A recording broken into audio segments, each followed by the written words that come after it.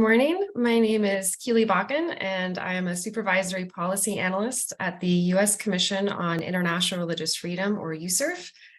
USCIRF is an independent, bipartisan U.S. federal government body created by the International Religious Freedom Act of 1998, or IRFA, to monitor religious freedom abroad and make policy recommendations to the President, Secretary of State, and Congress. So to start, I just want to say thank you to everyone for joining us today for this discussion to evaluate religious freedom conditions in Uzbekistan. For many years, the US government recognized Uzbekistan as one of the worst violators of religious freedom in the world by designating it as a country of particular concern, or CPC. That determination was made by the State Department and recommended by USCIRF year after year until a new president, Shavkat Mirziyoyev, came into power and began to reform some of the government's most problematic practices regarding religion. This included bringing an end to the mass arrest of Muslims and largely ceasing police raids on Christians and other religious communities. That being said, though, while Uzbekistan has made some tangible improvements for religious freedom, there are still many spheres where the government has fallen short of its commitment to protect this right. So to help guide this morning's conversation, I am joined by two USCIRF commissioners, Nuri Turkel and David Curry. And to start, I will turn it over to Commissioner Turkel to share his thoughts. Thank you, Keely. I also would like to thank each of our guest speakers for joining us to offer their perspectives as well. I had the opportunity to visit Uzbekistan last year as part of a USCIRF delegation. I was encouraged by the prevalent sense throughout the society that religious freedom conditions had truly improved for everyone under the current government. In many respects, religious communities felt that they were generally freer to worship and practice their beliefs than they had been in years.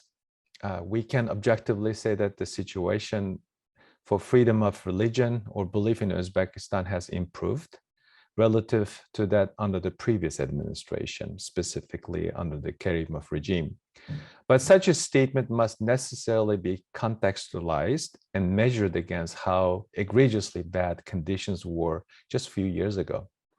Uzbekistan, as well as we will discuss today, still has a long way to go in terms of promoting this fundamental human rights consistent with the international human rights standards.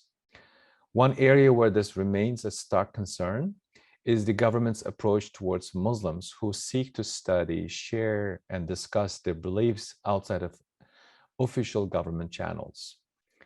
The government exercises a certain degree of authority over all elements of religious life in Uzbekistan, but control over the practice of Islam is particularly strict and pervasive. Law enforcement authorities regularly target Muslims for unsanctioned religious meetings, praying in places arbitrarily deemed inappropriate, possessing or sharing unapproved religious materials, and increasingly discussing their beliefs on social media sites. And authorities routinely punish such acts with detention, arrest, fines, and even lengthy prison sentences. USCIRF detailed several such instances that occurred in 2022 and in its 2023 annual report. These includes Babarjan Tohtamurdiyev's 5-year sentence for studying the works of theologian Said Nursi and Fazl Haji Arif Hojayev, and Arif Hojayev's 7.5-year sentence for Facebook posts that expressed religious views. Troublingly, these types of punishments for peaceful religious activities don't appear to be slowing down either. Within the last couple of months, numerous individuals have received prison sentences for sharing religious songs online. Still others have been fined or sentenced to brief prisons of arrest. For example, Haji Ekber Nasirov got 15 days of administrative arrest after he claimed in a video that certain yogurt brands were haram. Just weeks ago, former Imam Shavkat Hassan was fined for discussing family matters on Telegram without the permission of the state's Committee on Religious Affairs. Moreover, during the month of Ramadan, USCIRF received multiple reports that prisoners were prevented from observing the fast or were punished for attempting to do so. We should note that Uzbekistan continues to imprison around 2,000 Muslims on religion-related offenses, many of whom were incarcerated by the previous regime. We're simply concerned by the reports that Uzbek authorities have encouraged individuals who previously fled the country for fear of facing such religious charges to return to Uzbekistan and then arrested and persecuted them, or sought to extradite its citizens on entirely unsubstantiated extremism or terrorism claims. These practices only serve to evoke the memory of the old Uzbekistan and obscure the progress that this government has made and stands to build on. With that, I will turn it over to my fellow Commissioner, David Curry.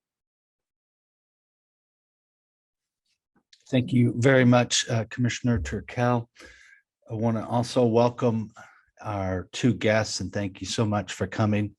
While Commissioner Turkel has focused his remarks on the government's particularly harsh repression of Muslims, I would like to underscore the fact that the government's control over religion extends and impacts all religious communities. Efforts to revise Uzbekistan's burdensome religion law produced little meaningful reform. The version that ultimately passed in 2021 preserved many of the original law's most problematic provisions. For one, Uzbekistan continues to require all religious groups to register with the state in order to legally engage in worship and other activities. However, many religious communities, such as Protestant Christians and Jehovah's Witnesses, are prevented from registering due to arbitrary membership requirements and other obstacles. Lack of registration puts these groups in a precarious situation. Any unregistered religious activity is explicitly prohibited by law and punishable by up to 3 years in prison for participating and 5 years in prison for organizing. So while the government has claimed that it's made registration process easier, many religious communities still contend that nothing has really changed in the practice. Relatively few communities have managed to register since the adoption of the revised law, and most feel that any decision to grant registration is wholly at the discretion of the authorities.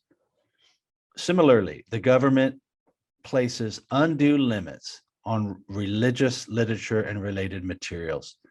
It continues to outright ban proselytism, missionary activity, and the private teaching of religion. Such prohibitions unnecessarily infringe on the numerous elements of freedom of religion or belief. Although the government seemed to have largely ended police raids on religious minority communities beginning in 2018, I was disturbed to see the footage of law enforcement authorities raiding an unregistered Baptist church during Easter services just a few months ago. According to Religious Freedom Organization Forum 18, police beat and administered electric shocks to church attendees. They took multiple members down to the police station for questioning, and they arrested 3 of them. It's incomprehensible that officials continue to take these actions against people who are simply practicing peacefully in community with others. In a similar vein, we also continue to see reports that officials look for and seize incriminating and unauthorized religious literature from Muslims and Christians alike, particularly at border entry points. Many religious community representatives have conveyed to USCIRF their disappointment that religious freedom reforms appear to have stalled in Uzbekistan. They even expressed the opinion that the government never intended to substantially improve the situation. I hope Uzbekistan's government can yet prove them wrong. As Uzbekistan considers what further reforms to undertake in the months and years to come, I encourage its leaders to part ways with these practices and re-examine the strained relationship with religion. Uzbekistan and its citizens only stand to gain from a government that fully respects and guarantees its right to follow their convictions in line with international standards. Now, on that note, I'm going to turn it back over to Keely and once again thank our guests. Thank you, commissioners. So next we will be hearing from our two guest panelists. So we are joined today by Dr. Ahmed Shahid, who is Professor of International Human Rights Law in the School of Law and Human Rights Center at the University of Essex, and the former United Nations Special Rapporteur on Freedom of Religion or Belief, and Mira Rittman, who is the Senior Researcher on Central Asia at Human Rights Watch. So Dr. Shahid, I will turn it over to you to begin. Thank you, Keely. Commissioners, fellow participants, and those joining us online, very good to be with you this afternoon, this morning. In my role as UN Special Rapporteur on religious freedom, I had the opportunity to visit Uzbekistan very early on in my mandate, 2017. And as previous speakers noted, there was a spirit of, with the change of leadership, that things could improve, would improve, and there were many proposals on the table for change. And some things have happened, as has been recounted. The release of number of prisoners, a more relaxed approach, I think, to the securitized approach that country still takes, and most at that point, a promise of reform. However, despite some engagement by many actors in the country and outside, what eventually came to pass as the law had some progress, certainly, but failed to meet the expectations that were generated. But throughout the period since and then, there have been some steps taken that are progressive, but many unfulfilled promises and many serious concerns. I did go to Uzbekistan at the end of my mandate. In fact, I ran a project on Uzbekistan after I stepped down last year. So I was in Uzbekistan in March this year to present my findings or the course of the previous 5 years on what's happened to the government's promise that they would implement fully the recommendations I made at the end of my visit. There were some areas of progress, as already noted. But I think the lesson that comes from Uzbekistan is that I'm assuming here that the commitment to reform is sincere. I think that's something I would still regard to be the case, although, of course, the questions around it are also quite legitimate, whether or not this will come to pass. But I think the overall challenge here is that how do you pursue reforms to religious freedom in a context of extreme securitization, in a context when civil liberties are restricted, in a context in which rule of law is not widely respected.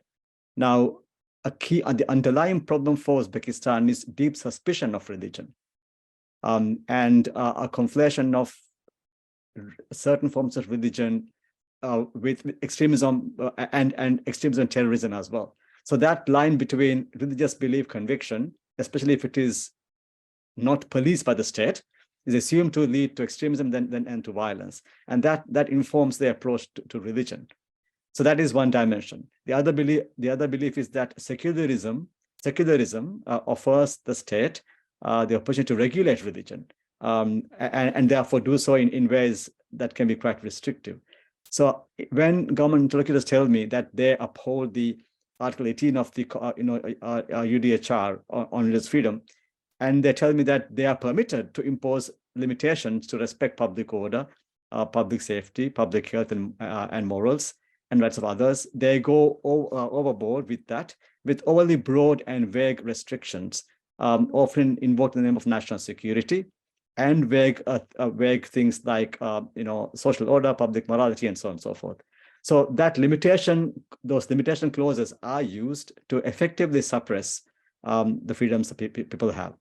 But having said that, having gone back to Uzbekistan 5 years after my visit, it was quite visible to see how many had become at ease in public to display their faith. This was largely the result of the relaxation of, I think, previous restrictions of religious attire. So they were far more able to express that. But again, this didn't affect all communities equally. Just some communities felt more able to express themselves in public than others.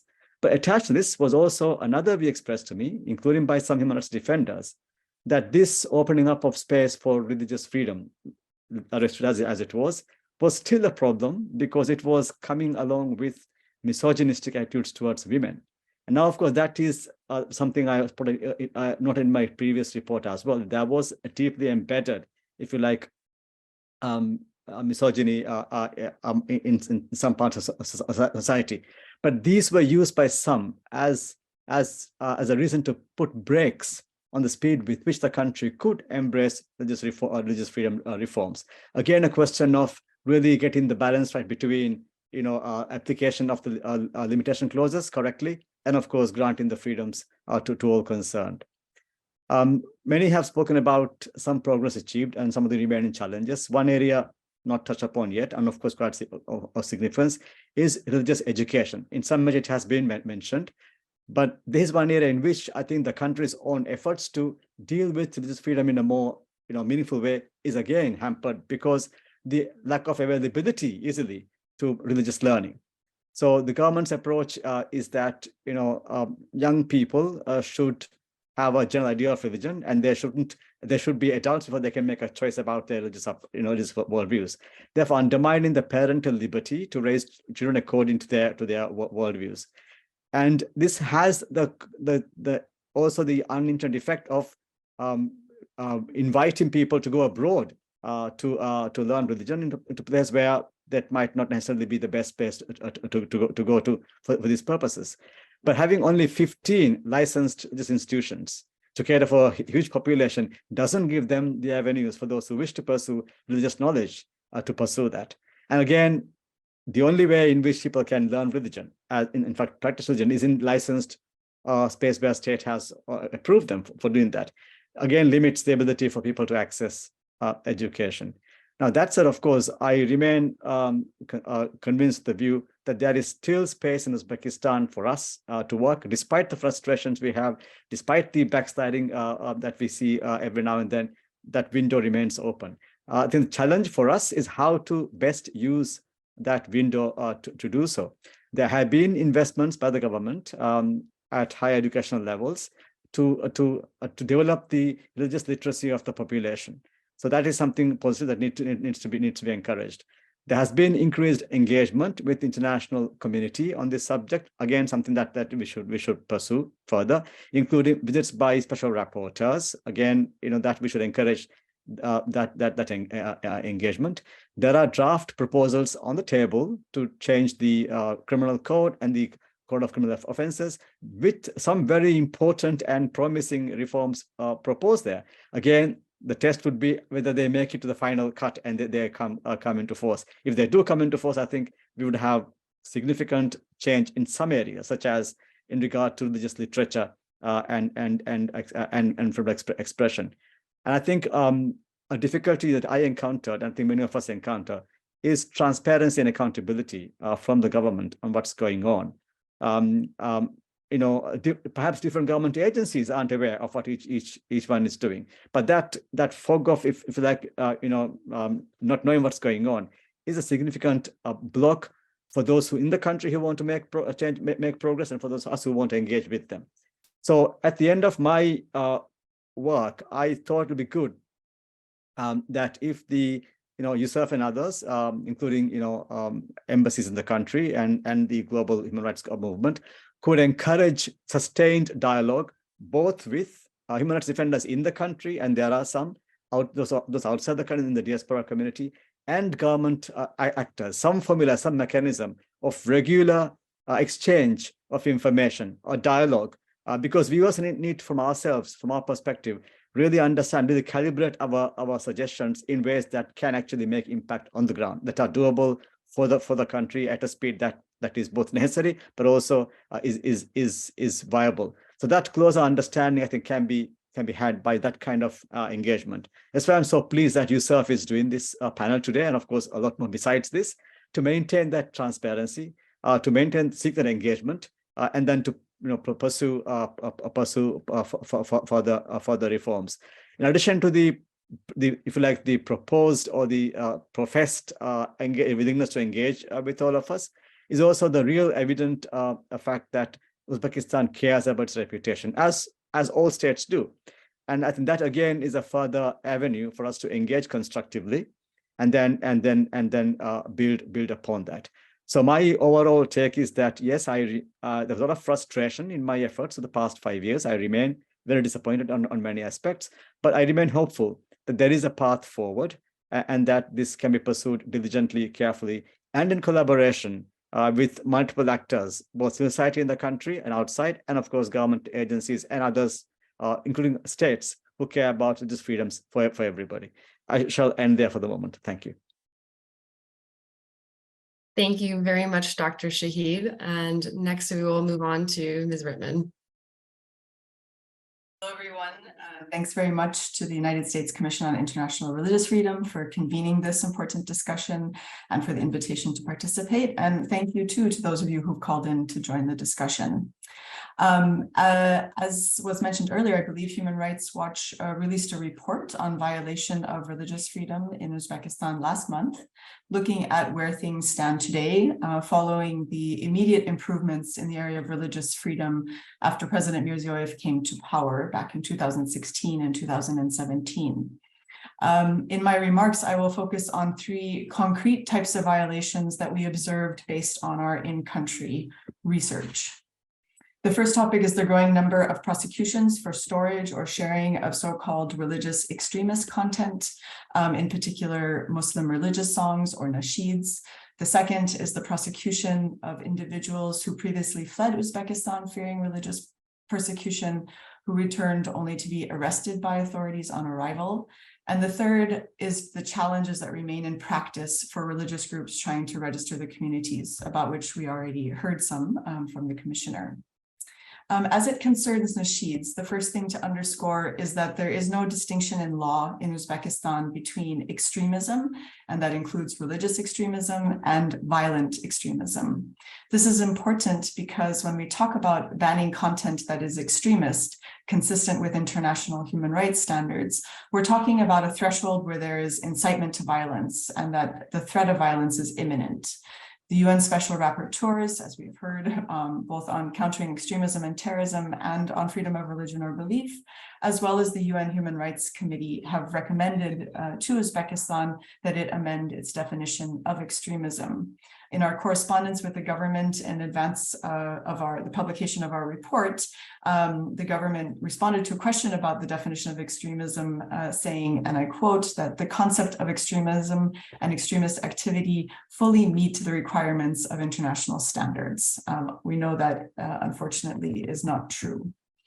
In our report, we documented 7 cases where people were sentenced to between 3 years of restricted freedom, which is a non-custodial parole-like sentence, and 5 years in prison for storing or sharing religious extremist content.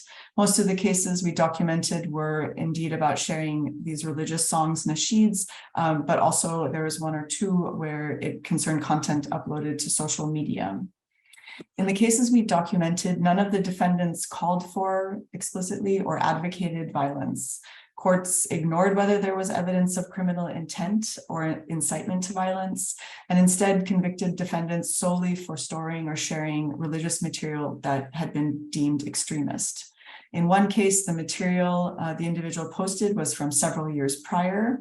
In others, individuals didn't speak or understand Arabic, and the song was in Arabic, and so really didn't have an understanding of what the music was about. Also, what's particularly notable about some of these more recent cases is that the defendants are quite young, 20 or 21 years old. I think it was about 2 weeks ago, this was after the publication of our report, local media reported the case of a 19-year-old who was sentenced to 3 years in prison for sharing a nasheed. Prosecuting people for storing or sharing religious content deemed extremist where there's no incitement to violence is inconsistent with Uzbekistan's obligations under international human rights law. President Mirziyoyev received plaudits for releasing from prison numbers of people, huge numbers of people that were prisoners incarcerated on religion-related charges after he came to power, for removing people from so-called blacklists. But with the growing number of these kinds of prosecutions, that commitment to reforms that he started is increasingly being called into question.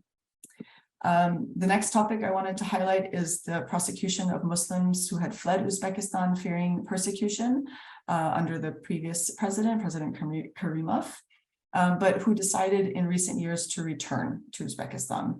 Only when they did, police arrested them, and then they were prosecuted subsequently on religion-related criminal charges. I'll highlight the case of Alijan Mirziyoyev. I'll also mention that Forum 18, the International Religious Freedom Watchdog, has written in great detail about this case. So perhaps we can put that link into the chat at some point. Mirziyoyev served a 5.5-year prison sentence starting in 2006 and then was released. And then he fled Uzbekistan in 2013 after it appeared that the authorities were gearing up to open new criminal charges against him, and his home was searched by police. His brother told us that law enforcement officers had reached out to him after he had already fled Uzbekistan and for several years urged him to return to Uzbekistan and told him that he wouldn't face charges. Ultimately, he decided to come home, and when he did, in June last year, he was arrested on arrival, and then a court sentenced him to 7 years in prison, which was reduced by half a year on appeal. Despite the lack of any sort of material evidence in the case. His brother told us again, and we saw in court documents, that witnesses had recanted their testimony. There's other evidence that Alijan's defense team presented that really contested the allegations that were brought against him. These kind of cases are especially alarming, particularly because they're happening now, since this practice really harkens back to a time in Uzbekistan's past that President Mirziyoyev has indicated he wants to distance himself from. I'll also mention that Muslims who previously served out sentences on religion-related charges described to us the practice of authorities imposing nadzor, or administrative oversight measures on them, which requires them to regularly check in with police or limits their freedom of movement.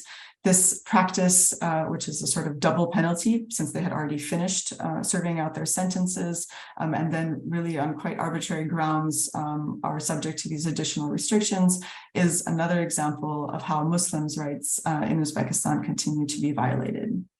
And finally, the issue of registration. We heard from previous panelists about the restrictions in law and in practice for religious communities. I just wanted to underscore here that those that we spoke to directly also described multiple hurdles that they face trying unsuccessfully, sometimes for many years running, to register their communities.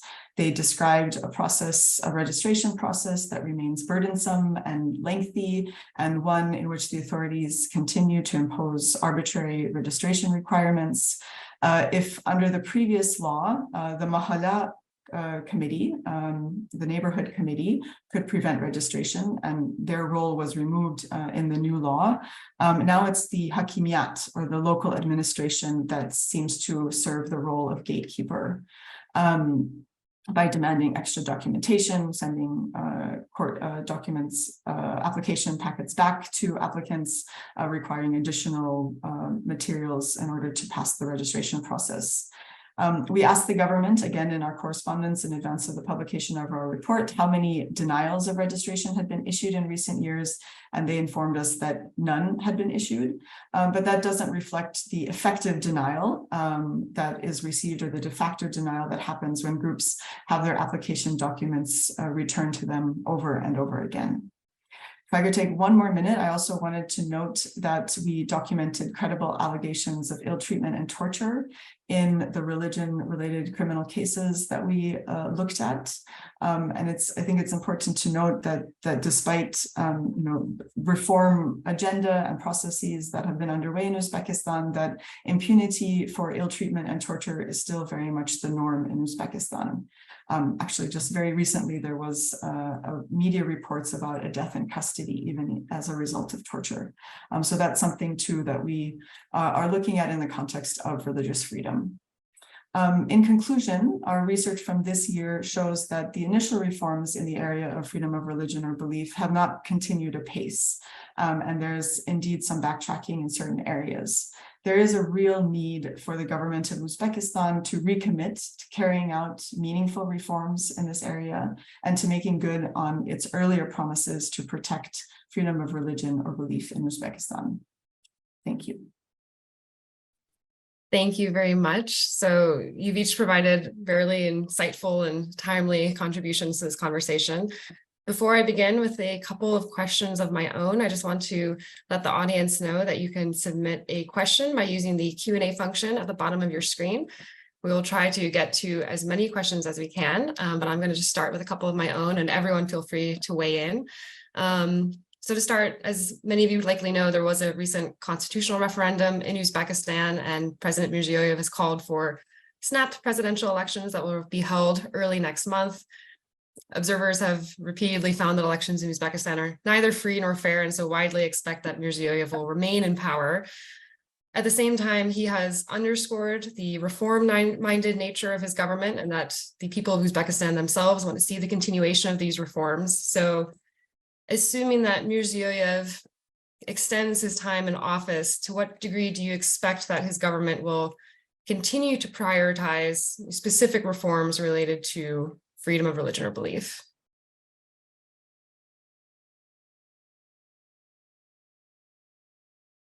May I respond? May I suggest? Well, I don't have the answer, but I have a comment to make on that.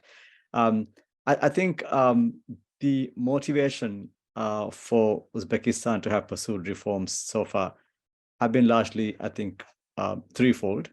One, of course, was for the new president as he came along to demonstrate his difference from the previous regime, so to assert his credentials with the people. I think if there is a guarantee of staying in office for another 14 years or whatever, then that is perhaps less of an incentive to do anything, in that direction.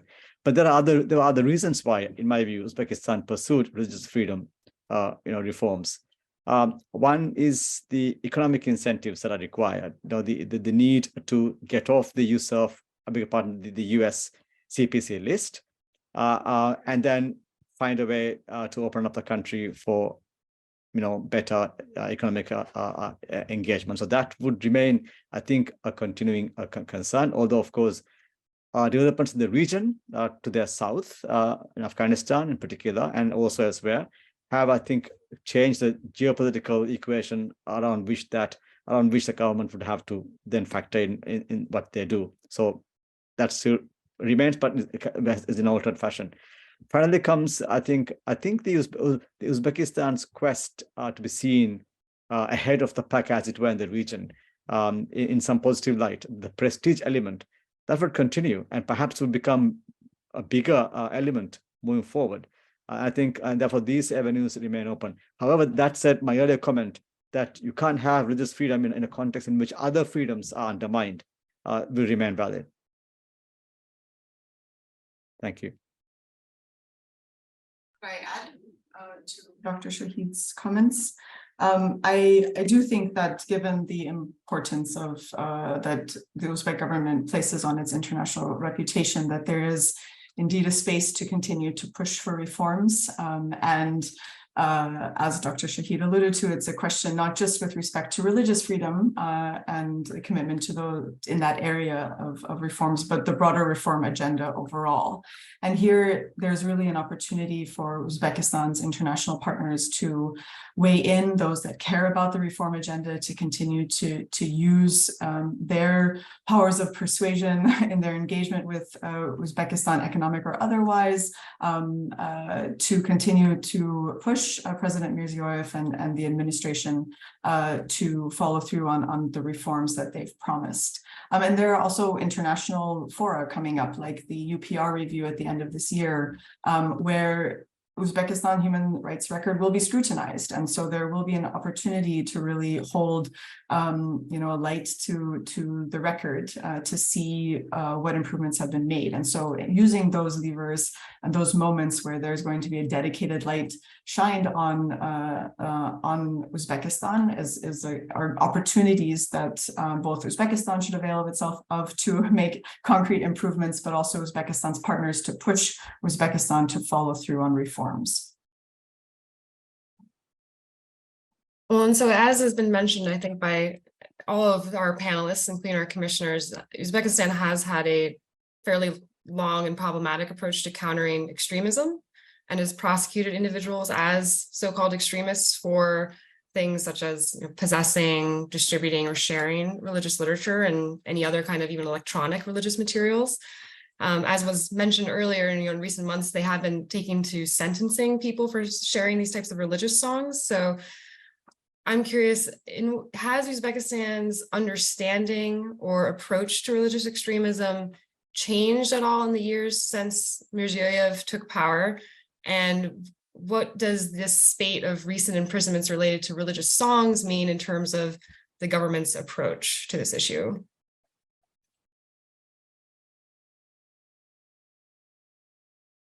Maybe I can take a stab at that first, and then I'm very keen to hear also from Dr. Shahid because of his direct engagement with the government as a special rapporteur. But no, I don't believe that the government has fundamentally changed its attitude towards religious extremism, as evidenced in their own remarks to us in our written correspondence, unfortunately. And it had an opportunity in the religion law reform process to sort of change its approach, and it didn't avail itself of that.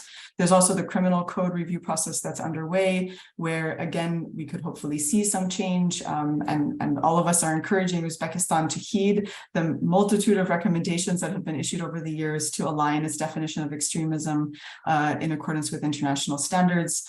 That, as many of you will know, that process of the criminal code review has stalled for 2 years now, I believe. And so there is a real need to continue to push, because we've seen how extremism-related provisions continue to be used against people in Uzbekistan solely for their religious activity or expression, both in these nasheed cases, but also in the cases of returns from abroad.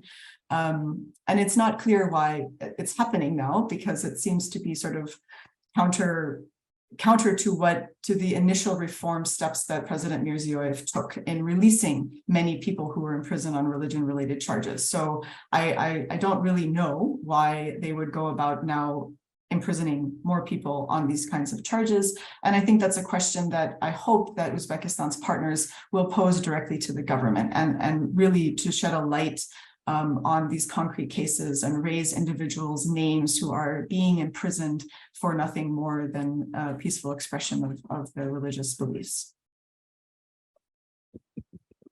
If I may, yes, I would agree with Mina Rittman's analysis here. And I would also add that nothing's happened in the country or outside the country, for that matter, that would motivate them to think otherwise, that they should decouple concern with, say, religious organization and expression and their security concerns.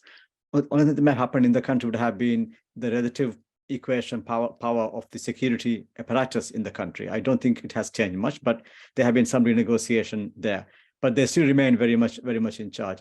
And also there is the issue of the lack of resources, what I call religious literacy, to really decouple that relationship between how organized religion of any form and how they may impact on the public discourse. And because of that lack of, say, availability of resource in the country, it's very easy to associate any form of organized dissent with religion. And I think as the other freedoms in the country, I think, are likely to recede with a new change to the constitution, then you'll find increasingly that religion actually becomes or is more easily conflated with opposition to the authorities. And so that would become a huge concern. And there have been also other reasons why the government finds it convenient to conflate religious expression of some forms with extremism. And that has got to do with, I think, that the basic challenges everyone faces about hate speech, about targeting, I suppose, minorities through hate. And government finds it easier to approach this from that public order, public safety, extremism, and so on. That lens. I mean, that said, and I don't put much money on this, though, if the proposed reforms to the criminal code with regard to the storage, dissemination of religious literature and so on, if that actually goes the way it is proposed, that is a major, I think, milestone, and that could all go better. But having said that, the government has opened a lot of avenues for engagement. The Bukhara Declaration is deeply flawed. It itself conveys the government's securitized view of religion, but the fact that they've engaged in that exercise perhaps suggests that there is a way to broaden the discourse on religion and then show how religious freedom should be separate from calls to violence and violent extremism. So I think I would say the way things are going, it doesn't look good because of the, again, general restrictional space. But if those changes to the criminal code, do transpire the way they've been proposed, or it's anything like that, then I think we are in a slightly better place. Thank you. At this point, I'm going to begin to shift to some of our questions coming in from the audience. So if we have a question that is specific to a particular panelist, I will let you know. But in any case, everyone should feel free to weigh in if you have any thoughts or comments. So the first question is, could one of the panelists say a few words about the situation of religious minorities, particularly of Christian minorities outside of the capital, such as in the provinces, and especially in more isolated regions? I myself have often seen some stronger pressures outside of the capital, for example, in Pakistan, including on registered communities, and especially on people who convert to Christianity. What is the current situation, and have you heard of any particular violations in recent months or years in the provinces?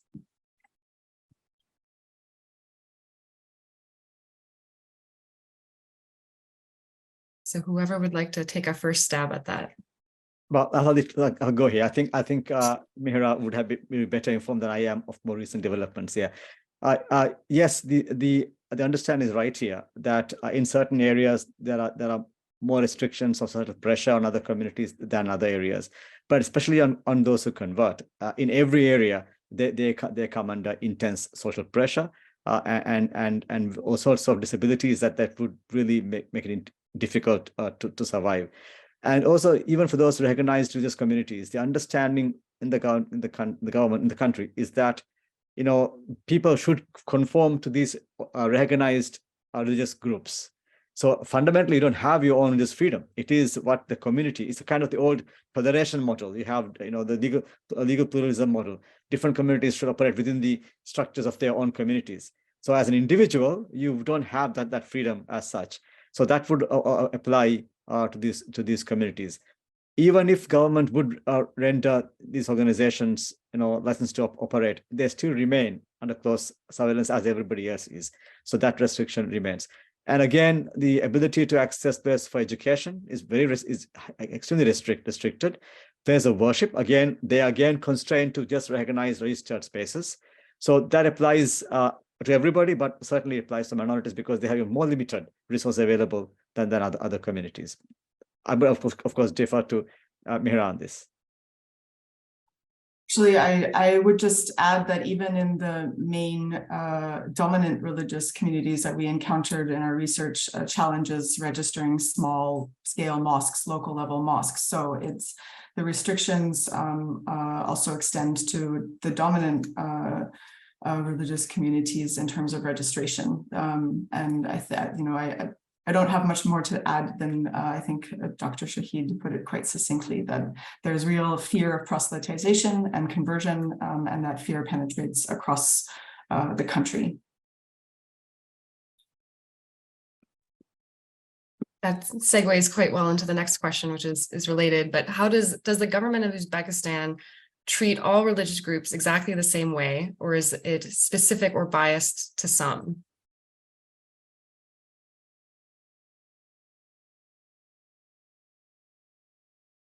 I take a step again. I think it depends on what we mean by a religious group. So of the starting blocks, if they're not part of the formal recognized communities, then they face all sorts of disability.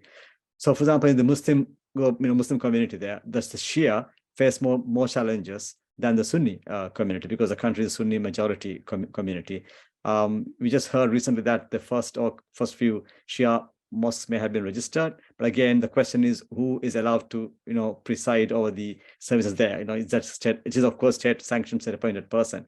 So they face more restrictions. Any unrecognized community as such, they face a lot more difficulty.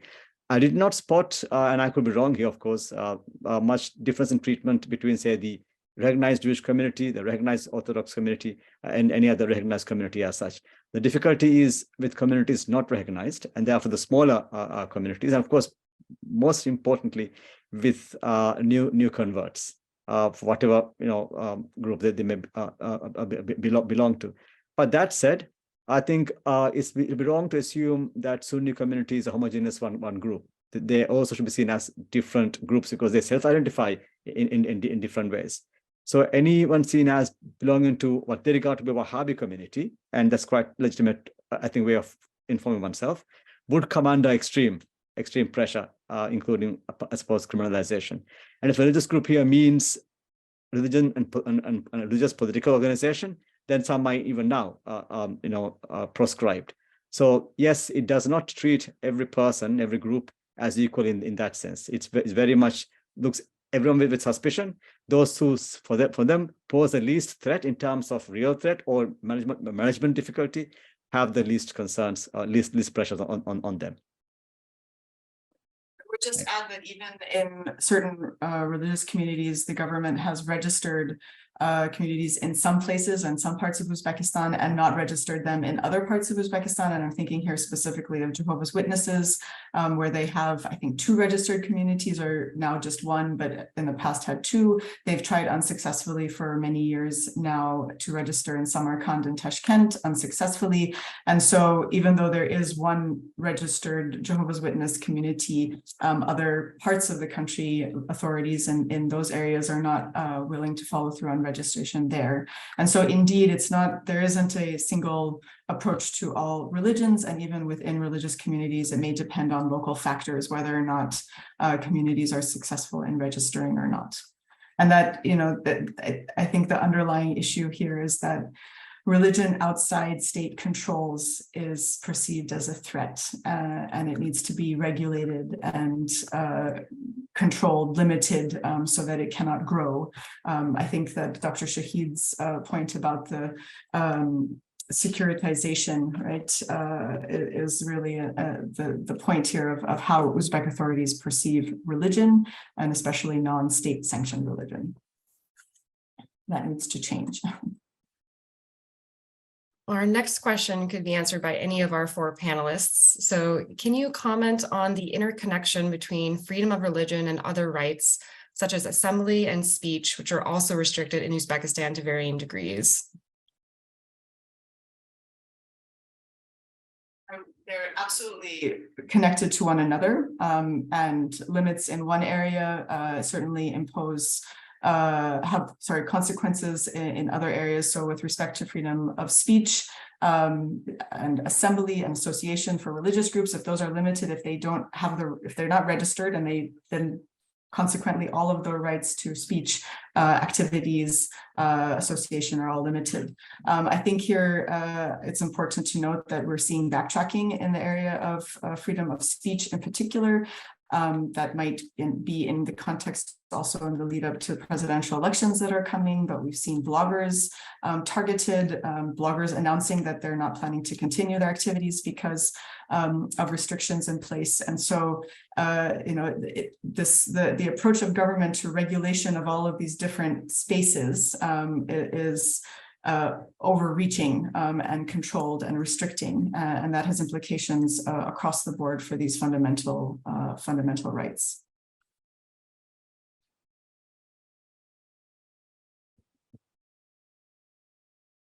No one else wants to weigh in on that one. I can go to our next question. In your conversations with the Uzbek government, what responses do you get to your recommendations regarding liberalizing religious education and allowing proselytizing? In VOA's coverage of these issues, we sense that the system still deeply resists taking such steps. How can the international community, experts, and groups like yours convince Tashkent to change its current stance? And this is open to everyone. If I may have a quick brief stab on that. I think the red zone or the no-go area the government set out at the very beginning was proselytization. And the argument they made was that this would, the old heckler's veto, I suppose, is that if someone goes to a rural area and spoke about a new faith, there would be, a public disorder, as they would say it. And that is the reason they want to block it. And that would remain, it remains, I think, a red line there. Although criticism from various authorities, various sources for the current legislation made them say that they're thinking about aligning their current law, not that changing it, but its understanding of it, with a notion of coerced conversion that would then could fall within the international legal standards. But I don't see it happening. I think essentially a question of restricting the freedom to express one's views freely in ways that other people might find it different. So that would remain the way it is. But again, like I said, and also like as Mira Rittman said earlier, also I think continued engagement with the government, because of their need to sort of look better, could produce some results. I forgot the second part of the question, unfortunately.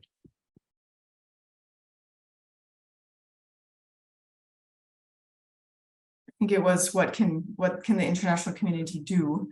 And I think the first thing to do is to continue to raise awareness about these restrictions, sort of up the cost for the government in terms of what's going on in Uzbekistan. And now, Vahor, with your reporting, you do that well, and many others that are trying to shine a light on the situation in Uzbekistan. I agree that engagement is important, and also in the context of Uzbekistan's reporting obligations. So there are a number of different, beyond the UN, there's the human rights dialogue that the EU has with Uzbekistan. There's there's the bilateral relationship and conversations that happen with the US government and Uzbekistan. And those are all opportunity to really, however sort of feeble, because there isn't a mechanism to hold accountable, but it does raise the cost of continuing these kinds of repressive actions on the part of the Uzbekistan government. And so all of us have a role, I think, in shedding light on these issues and continuing to raise the voices, particularly of those whose rights are being violated in Uzbekistan. If I may come back, there was also a bit about education, education. I think what the government feels today is that unless they controlled what was taught about religion, then they would end up with, various versions of religion, in this case, Islam in particular, that they would find difficult. I think what we can do is demonstrate to them empirically how investments in religious literacy actually yields productive benefit to the community at large. And their concern about extremism, in fact, can be in some ways related to the fact that there's so little discussion of religious issues in general terms. So the more people have resources of religion, the better they're informed to make informed choices. I think encouraging Uzbekistan to rediscover or to develop further its place in Islamic civilization as a center of learning, all of that can be very, very helpful. But not just at the top level, but also at the more, if you like, grassroots and level of children as well. So I think demonstrating the positive value that can be had for the community in the country from increased religious literacy may be a way to support this. And of course, using all the mechanisms that Mila just suggested in terms of the dialogue, and various engagement opportunities she just identified. Thank you. Thank you. I'm cognizant that we're coming up on the end of time, so I'm going to ask one last question, but I will give everyone, including our commissioners, a final moment to say any concluding thoughts or remarks. So Dr. Shahid, you had mentioned that there was a problem with over-secularization or extreme secularization in Uzbekistan. However, there's not necessarily a government can be both secular and protect religious freedom. So how can Uzbekistan disentangle this perception that the two are necessarily at odds in some way? And that question is open to everyone. So.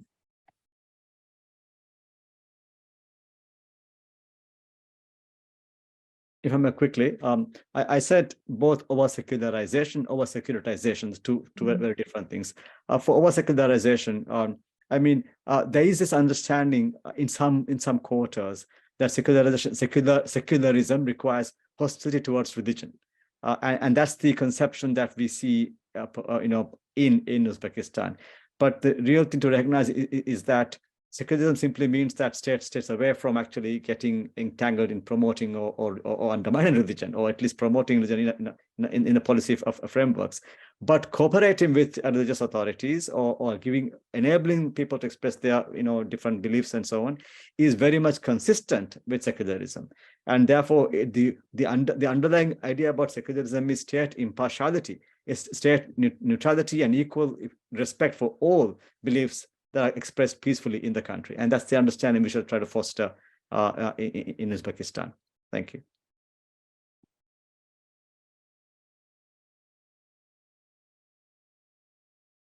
Well, with that, I will open it up to our four panelists if they have any concluding thoughts they would like to make in the last couple of minutes of our discussion. If I could, Keely, I wanted to just to revisit some one of the things that that I've been very passionate and persistent in discussing in our engagement with the governments, particularly in Central Asia, the concept of terrorism, extremism, and separatism. Sometimes they call it fight against three evil forces. And when you look at it, the way that they're persecuting individuals, detaining under this extremist claim is so problematic. And our panelists have discussed this today. So if anyone from the Uzbek government or other governments are listening, it is not that difficult to qualify what really constitutes extremist. There's a precedence, there's a legal definition, there's a policy consideration that these governments should take into account. Rounding up people with this broadly defined or lack thereof a terminology, largely relying on the Shanghai Cooperation Organization mandate, is problematic in the long run. It will not get any countries that we've been discussing today, any type of stability or security that they wish to have. It's better to leave people alone, so that you will not end up spending a lot of resources and money on domestic security. It's not that difficult. Make it clear, qualify it, and if anybody is committing acts of extremism, target that individual. It has to be very narrow, specific handling, and it should be handled as a law enforcement, not a politically charged accusations of punishment. I also would like to say, first of all, that the insights of our guests were really amazing. I'd like to highlight a couple of them, and I'll highlight the ones I think are really attainable. So many of these things are attainable. This idea that there's torture in some cases. Now we all know that you can have random bad actors, but this idea that to make sure that there's not impunity for these kinds of things, that the government, when there are bad actors within a system, takes appropriate action, I think would be really meaningful and critical. The definition of extremism needs to be refined, as was said. The ability for people to change their mind about what they believe, and have the freedom to do that. This registering issue. There are several things here that are, I think, super attainable, and any one of which we could dive in on and have its own subject matter discussion. But thank you so much to everybody who was part of this. I really appreciate it. Super interesting. I could say two words, sort of forward-looking, because we are coming up to presidential elections in Uzbekistan. We're coming up to what we all consider to be or likely to be a new 7-year term for President Mirziyoyev, and eyes will be on him and his administration for whether he continues this a reform policy, reform actions, or whether the sort of backtracking that we've seen in some areas will be the marker of his new administration. And it's a plea that I'd like to make to Uzbekistan's partners to really keep the issue of freedom of religion or belief on the agenda for Uzbekistan, to really remind President Mirziyoyev and his administration of promises that were made and reform policies, the efforts that were undertaken to distance his administration from very, very repressive past that Uzbekistan has. And reforms are not it's not just a box ticking exercise. This is a dynamic situation, and it continues to need the attention of the Uzbek government if the situation is going to continue to improve. We're talking about real people, kids, even 19-year-olds that are going to prison because they're exploring their faith, and it shouldn't be at that cost. And so I think I just like to make a plea both to the Uzbek government directly to focus on this issue and to recommit to reforms, and also to Uzbekistan's partners to really prioritize this issue. Between the reports of USCIRF, Dr. Shahid, and the special rapporteur, both after and before when he wore the hat, our report, there's a lot of material out there, the US government's annual religious freedom report, a lot of recommendations out there to consider and act upon. So that's my plea in conclusion. And thanks also very much for convening this discussion. It's this sort of discussion that will continue to keep a spotlight on this issue. Thank you very much. Very quickly, I want to echo all that's been said by previous speakers, and just fully with that. Just want to add that the past 7-8 years, despite a lot of frustrations, have opened up some spaces, have some openings be made. I think, like Lightman just now said, we must all make a commitment to make sure that these are followed up, because there are real issues in the country, and of course there's some promise of changing them. But the way forward is, I think, to demonstrate to Uzbekistan, to the people and to the government, the real benefits to be had from walking this path that they chart for themselves, and for us to make sure that we provide the capacity, the opportunity, the platforms to keep talking about this, as you have done today as well. So thank you very much for this convening also. Thank you. And we have gone a little bit over time, so thank you for everyone who has stuck with us. I just want to conclude, thank Commissioner Nur Turkel and David Curry for leading this important conversation on religious freedom in Uzbekistan, and also to express our gratitude, especially to Dr. Ahmed Shahid and Mira Rittman for sharing their work and insights and expertise on these issues and taking the time to join our discussion. And then lastly, I'd also just like to thank Veronica McCarthy, USCIRF's Public Affairs Associate, and researcher Dylan Scheck-Snyder for their help in supporting this event, and also Senior Policy Advisor Jamie Staley. And if you would like to learn more about USCIRF's work, you are welcome to visit our website at www.uscirf.gov. We look forward to hosting similar conversations as this on other countries and other issues. So stay tuned and hope to see you next time. Thank you.